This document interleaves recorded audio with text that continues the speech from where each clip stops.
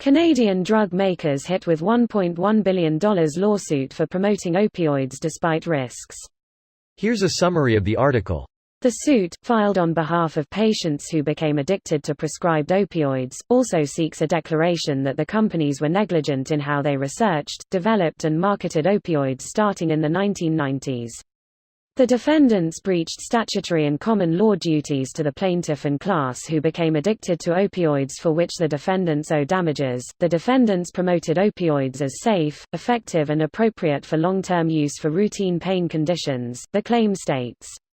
The statement of claim alleges the companies indulged in a pattern of false and deceptive marketing by, among other things, telling patients that opioid use for pain relief would improve their quality of life without any adverse effects such as addiction or withdrawal issues.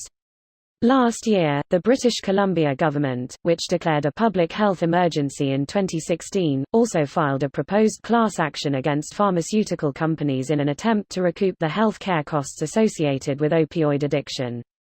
In April 2018, group of Canadian doctors and opioid researchers sent a letter to the Attorney General of Canada and to Health Canada demanding a criminal investigation into the marketing of opioids to Canadian doctors.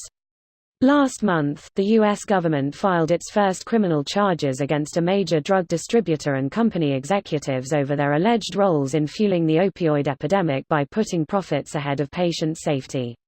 This post received a score of 7,637, with an upvote ratio of 97%.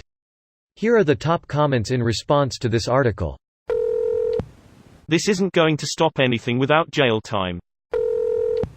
Is there even a addiction warning label on booze in Canada? Honestly, I am amazed at the difference between alcohol and even tobacco labeling. Tobacco products get warnings plastered all over them with pictures of diseased gums and shit, meanwhile alcohol comes in all sorts of appealing-looking bottles and flavors that appeal to children. What I'm getting at is, don't expect any sort of reasonable equality in the way substances are regulated.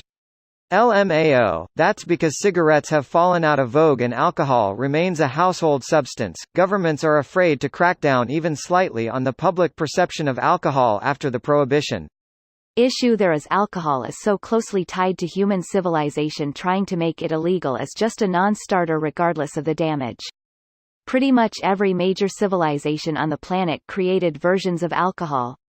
Even animals get drunk by eating decaying fermented fruit. And humans have been smoking shit since they could make fire. It shouldn't matter, either make it okay to have normal advertising or plaster the fuck out of it with negative ads. Problem is though that cigarettes caused way more harm than alcohol on a societal level, without giving a fraction of the benefits of alcohol. That and cigarettes are not only incredibly more addictive, they are purposefully designed that way. There's nothing added into alcohol to make it addictive, and you can bet if a company did that they'd be sued to hell and back. Any numbers on that? The damage caused by alcohol is massive, it just hasn't gotten the bad publicity smoking has. Yet. Lung cancer kills far more than liver failure or DDs. I like how all these drug companies are getting lawsuits.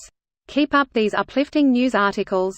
Agreed. I just think if they are only going after 1.1b, they should also have criminal charges and jail time. If I did the same thing, I'd be in jail for drug trafficking and distribution. And on the scale they operated internationally, they just bury me under the jail. Since it's only money, they should be going for every dollar of profit they made off of their painkillers. The Sackler family should be in jail. They should have their property seized, all their assets sold, and the money divided up and given to the poor people families they have destroyed. $1.1 billion for over 24 companies? Why don't you just literally slap each wrist of the collective C-suite?